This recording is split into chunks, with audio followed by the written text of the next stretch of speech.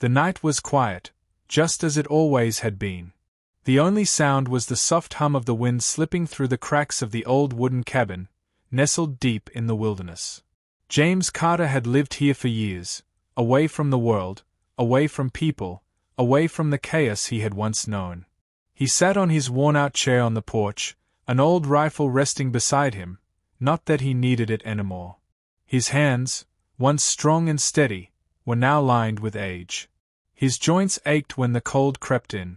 The days of battle, of command, of strategy, all long behind him. Or so he thought. Because on this night, something different happened. Something impossible. The sky, dark and endless, suddenly rippled. A streak of silver light tore through the atmosphere, silent, controlled, nothing like the shooting stars he had watched on lonely nights. It moved with purpose, descending quickly, too quickly. His old instincts, the ones he had buried under years of isolation, whispered warnings. James narrowed his eyes. This was no meteor. Then, a distant crash. Not the explosive kind, more like a hard landing. A controlled impact. His fingers twitched. He knew better than to go looking for trouble, but something in his gut told him this was different. Before he could decide, a sound reached his ears. Footsteps. Someone was coming. James straightened in his chair, eyes locked on the tree line. His hand drifted toward the rifle, but he didn't grab it just yet. Then, from the darkness, she appeared. A woman, but not human. Tall, slender, with glowing violet eyes and silver markings etched into her skin like bioluminescent tattoos, she stumbled forward, clutching her side. Her dark, tattered cloak fluttered behind her, revealing a bodysuit that looked far too advanced for anything made on Earth. James stood slowly, his mind catching up to what his eyes were seeing. She wasn't from here. The woman locked eyes with him. Her expression, desperation, fear, and something else he couldn't quite place. Then, in a voice strained with exhaustion, she spoke. Please. I need your help. James didn't move. Didn't blink. Aliens. He had always known they were out there. But never in his lifetime did he expect one to come crashing down at his doorstep, looking at him like he was the last hope in the universe. She took another step, then collapsed to her knees. James cursed under his breath and finally moved toward her. His old bones groaned in protest, but he ignored them. He crouched beside her, his sharp eyes scanning her for wounds. What the hell did you get yourself into? He muttered. The woman's breathing was labored. Up close, she looked otherworldly, but not monstrous. The lines on her skin pulsed faintly, like veins filled with liquid light. They're coming, she whispered. James's jaw tightened. They? Before he could ask, a distant sound echoed through the forest. A low, droning hum. Mechanical. Unnatural. Hunting. James had heard that kind of sound before, not from this world, but the meaning was the same. A search party. The woman's eyes widened. She heard it too. We have to move, she rasped. Now. James exhaled sharply. Damn it. He had promised himself he was done with this kind of thing. Done with fighting. Done with running. But the look in her eyes told him everything. If he didn't help, she would die. His fingers curled into a fist. He was an old man. Tired. Broken. But he wasn't useless. Not yet. Come on, he said gruffly, looping an arm under hers and pulling her up. She gasped, gripping his shoulder to steady herself. Even injured, she moved like a soldier. James glanced toward the tree line, his mind already working faster than it had in years. The searchers, whoever they were, would have trackers. Heat signatures. Drones, maybe. They had the advantage. Unless he took it from them. I know a place, he muttered, leading her toward the back of his cabin. If we move now, we might have a chance. She looked at him, something shifting in her gaze. Why are you helping me? She asked. James clenched his jaw. Because I don't like bullies. And just like that, the old soldier in him woke up. They moved through the dense forest, the sound of the approaching enemy growing louder. James led her down an old path he hadn't walked in years, one that twisted through the thick underbrush, leading to a hidden underground shelter. Built it himself. Years ago. For a different kind of war. The alien woman stumbled but kept pace. She was tough, he could see it in the way she pushed through the pain, refusing to slow him down. "What's your name?" he asked. She hesitated. Then, Leora. James nodded. "Well, Leora, I hope you're good at hiding." Because the hunt had begun. And if there was one thing James Carter knew, it was how to survive. The moment they reached the hidden entrance, he pulled back the cover of thick foliage and gestured for her to go inside. Leora hesitated only briefly before slipping into the darkness below. James followed, sealing the entrance behind them just as the sound of drones whirred overhead. In the dim glow of emergency lights, Leora's glowing eyes met his once more. "They won't stop," she murmured. "They will burn this planet to find me." James exhaled. Of course, they would. He rubbed his temples, muttering, "Hell of a time to bring trouble to my doorstep."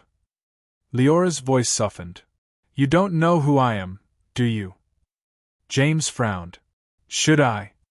Her lips parted slightly. Then, finally, she whispered, "I came to Earth for you."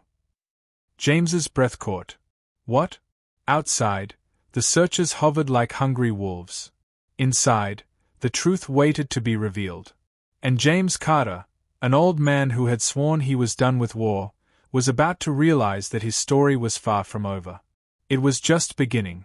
James Carter stared at Leora, his pulse steady, but his mind racing. "You came here for me." The words hung in the dimly lit underground shelter, echoing in his head. Why? He was just an old man, retired, forgotten. Whatever war she was fighting, it wasn't his problem. Or at least, that's what he had told himself for years. Leora exhaled, leaning against the wall, still clutching her injured side. Her glowing eyes locked onto his. "You are not just an old man," she said. "You are Carter the Voidbreaker." James stiffened. No one had called him that name in decades. Not since he had walked away from it all. Leora saw the recognition in his face. "So, it's true. You are the one." James shook his head. "The one what, exactly?" Leora took a deep breath. "The one who once stood against the Virex Dominion. The only human who has ever survived an encounter with their High Lords. The one who disappeared before the war was truly won." James's jaw tightened. The Virex Dominion. He had fought them.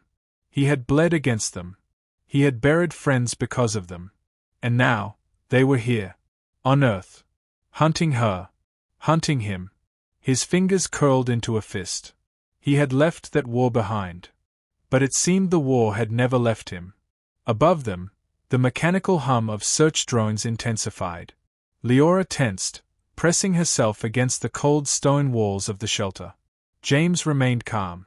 He had built this bunker for situations exactly like this. "They can't find us," he said, adjusting a nearby control panel.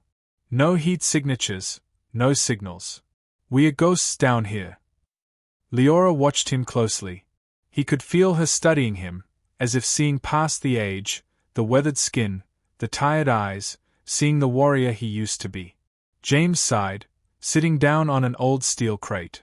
"So, what's your story, then? Why are the Virex after you?" Leora hesitated before speaking. "Because I stole something from them. Something that could end their reign forever." James raised an eyebrow. "Stole what?" Leora reached into a compartment on her suit. From inside, she pulled out a small, metallic cube, its surface shifting and pulsing with strange symbols. James's instincts screamed at him. Danger. Power. Secrets best left buried. He exhaled slowly. "What is it?" Leora's expression was grave. "It is the Void Key, a map to the Virex's true homeworld. Their hidden stronghold. If we find it, we can end them." James let out a dry chuckle. "We?" Leora met his gaze. I told you, I came here for you. James ran a hand through his graying hair. Damn it. He had fought the Virex before. He knew what they were capable of. And now, they were on his planet. Would he let them take what they wanted? Kill who they pleased? No. Not again. James stood up, cracking his stiff joints. All right, kid. Let's say I believe you. Let's say we can actually pull this off. What's the plan? Leora's lips parted slightly in surprise. She hadn't expected him to agree so fast. I wasn't sure you'd. James smirked. Yeah. I'm old, but I'm not dead yet. Leora gave a small, grateful nod. Then we need to move. The Virex will send ground units soon. We need to get off-world. James sighed. Great. And let me guess, you don't have a ship. She hesitated. James rolled his eyes. Of course you don't. The escape wasn't clean. James led them through the underground tunnels he had built years ago, ones that connected to an old hidden hangar buried deep beneath the forest. Leora's eyes widened when she saw the ship inside, an old, beat-up Prowler-class stealth cruiser covered in dust. You still have a ship? She asked. James smirked, patting the hull. Didn't think I'd need her again, but, well, here we are. Leora nodded, her respect for the old man growing. You're full of surprises. James climbed into the pilot's seat, flipping switches. The ship whined to life, its systems sluggish from years of dormancy. Leora took the co-pilot's seat. Can you fly? James grinned. Kid, I was flying before you were born. As they blasted off the surface, alarms flared. Virex warships were waiting for them in orbit. Leora gritted her teeth. They found us. James didn't panic. He thrived in situations like this. Hang on, he said, gripping the controls. The ship twisted and weaved through enemy fire, dodging plasma bolts as if it were an extension of James himself. Leora stared in shock. The way he moved, the way he predicted the enemy's shots, this was no ordinary pilot. This was a legend. One of the Virex warships locked onto them. The targeting system beeped, preparing to fire. James's eyes narrowed. He flipped a switch, activating a hidden EMP pulse. The warship's systems flickered, just for a second. But 1 second was all James needed. He gunned the thrusters, rocketing through the blockade and into deep space. They were free. As silence filled the cockpit, Leora let out a breath she hadn't realized she was holding. She turned to James. You just did the impossible. James shrugged. Not bad for an old man, huh? Leora smiled, truly smiled, for the first time. James leaned back in his seat, staring at the stars ahead. He had been ready to fade away, to live out his days in quiet solitude. But fate had other plans. And now, with a dangerous secret in their hands and the Virex hunting them across the galaxy, one thing was clear. James Carter wasn't done just yet. His fight had only begun. The end.